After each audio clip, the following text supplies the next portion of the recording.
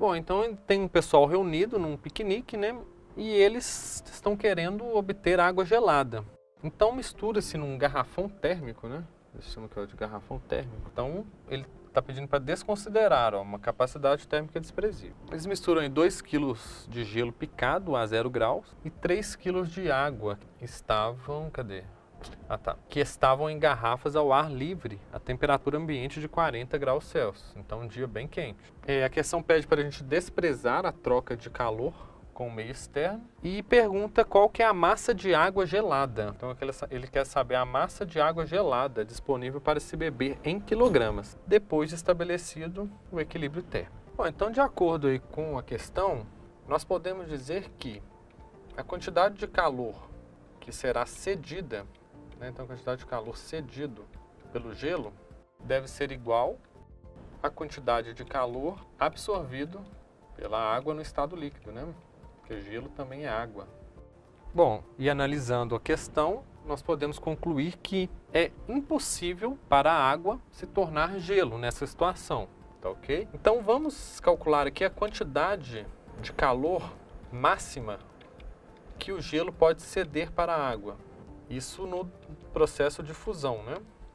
Essa quantidade de calor será dada por massa do gelo vezes o calor latente do gelo. Então temos 2 kg de gelo picado, 2.000 gramas de gelo, vezes o calor latente, que é de 80, nós temos então uma energia total de 160.000 calorias. Vamos calcular agora a energia total que pode ser absorvida pela água no estado líquido sem que ela mude de fase, né? Então nós temos um mc ΔT.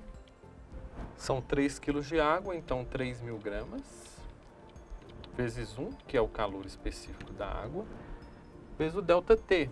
Considerando então que essa água irá ficar a temperatura de 0 graus Celsius, nós temos um ΔT de 40 graus, tá ok? O que nos dá uma energia de 120.000 calorias.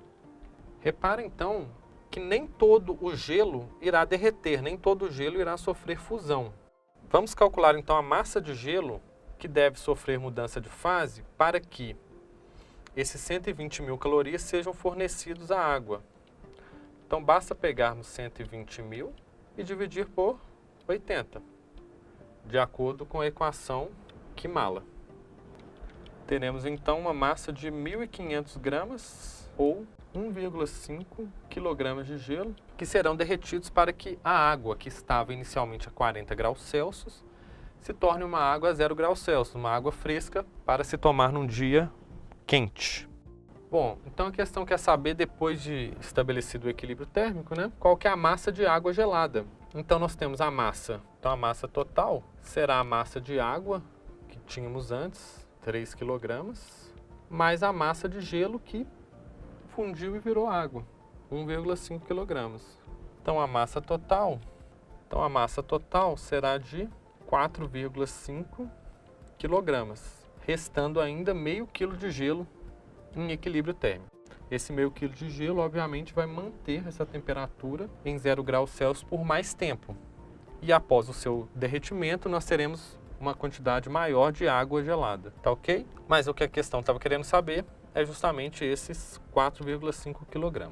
Portanto, resposta letra D.